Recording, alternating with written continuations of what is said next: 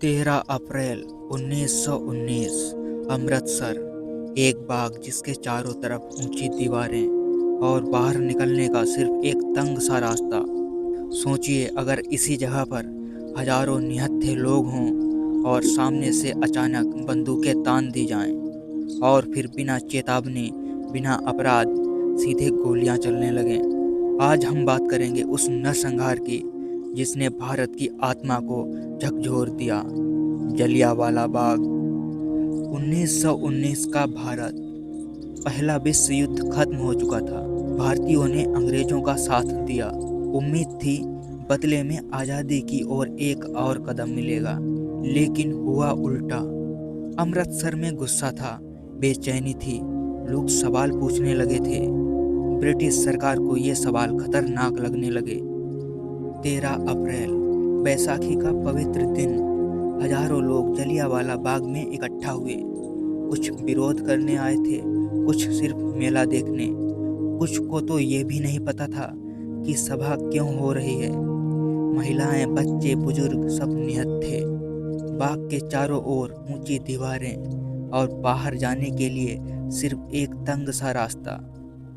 शाम करीब 5 बजे ब्रिगेडियर जनरल रेजिनाल्ड डायर 90 सैनिकों के साथ उसी तंग रास्ते से बाग में घुसता है। कोई चेतावनी नहीं, कोई घोषणा नहीं, बस एक आदेश, फायर। गोलियां चलने लगती हैं, भीड़ में भगदड़ मच जाती है, लेकिन भागे तो कहाँ।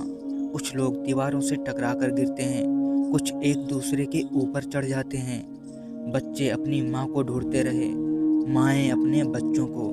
जो बचना चाहते थे वो बाग के बीच बने कुएं में कूद गए। आज भी उस कुएं में 700 से ज़्यादा लाशों की कहानी दबी है और सरकारी आंकड़ा के अनुसार 379 मौतें हुई थीं, लेकिन असल संख्या तो हजारों से भी ज़्यादा थी। अब सवाल उठता है, आखिर इतनी बेरहमी क्यों? कुछ हफ्ते पहले अंग्रेजों ने एक कानून पास किया था, रॉलेट एक्ट। इस कानून के तहत किसी भी भारतीय को बिना मुकदमे, बिना वकील सीधे जेल में डाला जा सकता था। यानी कि आज़ादी की उम्मीद के बदले गुलामी की जंजीरें और कसती गईं। जलियांवाला बाग में जुटी भीड़ इस अन्याय के खिलाफ आवाज थी और अंग्रेजों ने इस आवाज को गोलियों से दबाने का फैसला किया। इस नरसंहार ने पूरे भारत को हिला दिया। रविंद्रनाथ टैगोर ने अपनी नाइटहुड लौटा दी। महात्मा गांधी ने कहा, अब अंग्रेजी राज से कोई समझौता नहीं। जलियांवाला बाग आज़ादी की लड़ाई का टर्निंग पॉइंट बन गया। उसी भीड़ में एक 20 साल का नौजवान था, ऊधम सिंह। उसने लाशें उठाई, घायलों को पानी पिलाया और उसी दिन उसके दिल में एक आग जल गई। एक आग जो 21 साल तक नहीं बुझी। 21 साल बाद 1940 लंदन में ऊधम सिंह माइकल ओडवायर के सामने खड़ा था। वही आदमी जिसने जलियांवाला बाग का समर्थन किया था। एक गोली और फिर दूसरी। 21 साल का गुस्सा एक पल में बाहर आ गया। गिरफ्तारी के बाद ऊधम सिंह ने कहा, मैंने अपना कर्तव्य निभाया है, मुझे कोई पछतावा नहीं, मुझे किसी से नफरत नहीं, लेकिन अन्याय से समझौता भी नहीं। कुछ महीने बाद उन्हें फांसी दे दी गई। 1947 में हमें आज़ादी तो मिली, लेकिन सवाल ये था, क्या सिर्फ आज़ादी काफ़ी है?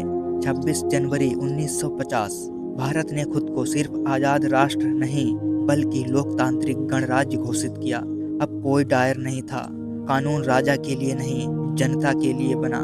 जलियांवाला बाग सिर्फ एक जगह नहीं, ये याद दिलाता है कि आज़ादी भीख में नहीं मिलती, इसके लिए लहू देना पड़ता है। और अगर हम आज आज़ाद हैं तो इसकी कीमत कभी ना कभी किसी ने अपनी जान देकर चुकाई थी।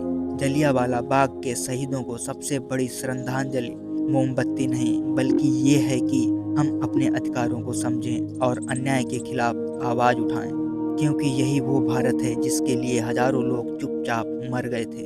आज 26 जनवरी है, ये सिर्फ झंडा फहराने का दिन नहीं, ये याद दिलाने का दिन है कि भारत में अब ताकत बंदूक से नहीं, संविधान से आती है। और अगर कभी हम अपने अधिकार भूल गए, इतिहास फिर खुद को दोहरा सकता है।